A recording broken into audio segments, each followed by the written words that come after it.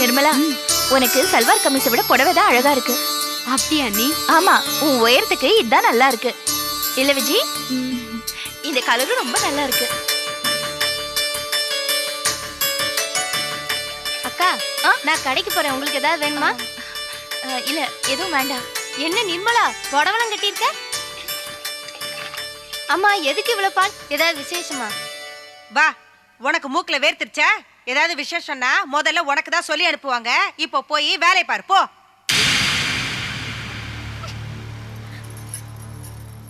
ஏன் சார், நீ ஏதாவது சொன்னியா? இல்ல அத்தை, நான் எதுவுமே சொல்லல. இத பார், அவங்கெல்லாம் வந்து போற வரைக்கும் யார்கிட்ட எதுவும் சொல்ல வேண்டாம். வந்து எல்லாம் நல்லபடியா பேசி முடிஞ்சு அவங்கெல்லாம் போனதுக்கு அப்புறம் அக்கம் பக்கத்துல இருக்க வீடுகளுக்கெல்லாம் கம்பெனி அடிச்சுக்கோ.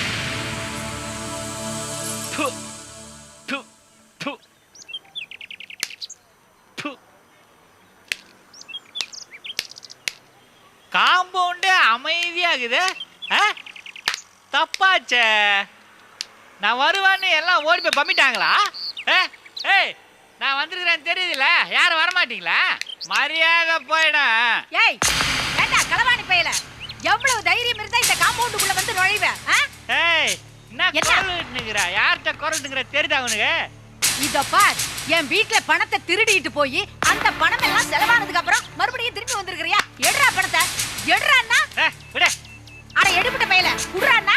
யார பார்த்து களவாணி பயங்கற தபார், அப்புறம் நடக்கிறதே வேற.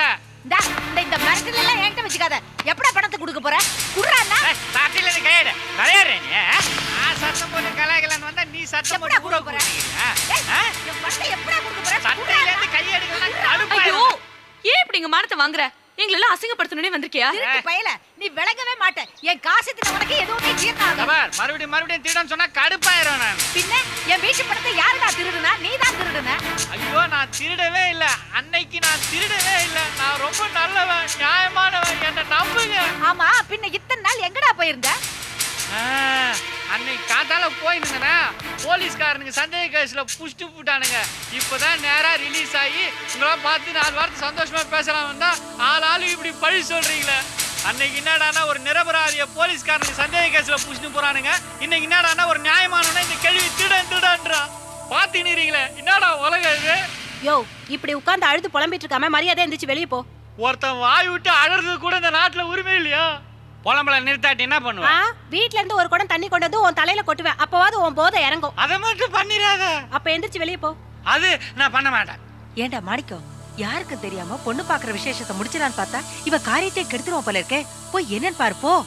உலகே மாயம். ஏன் இங்க உட்கார்ந்து எல்லாரையும் தொல்லை பண்றீங்க? ஏய், நீ என்ன கவர்னர்? அப்பா, கொஞ்சம் மரியாதை பேசுங்க. ஏய், நீ என்ன பொம்பளை கவர்னரா? மாசத்துக்கு ஒரு தடவையாவது வந்து எங்க மானத்தை வாங்காம போக மாட்டியா? முதல்ல வெளியில போயா. ஏய், நீ என்ன சீஃப்? பிரச்சனை வேணாம். உனக்கு என்ன வேணும்?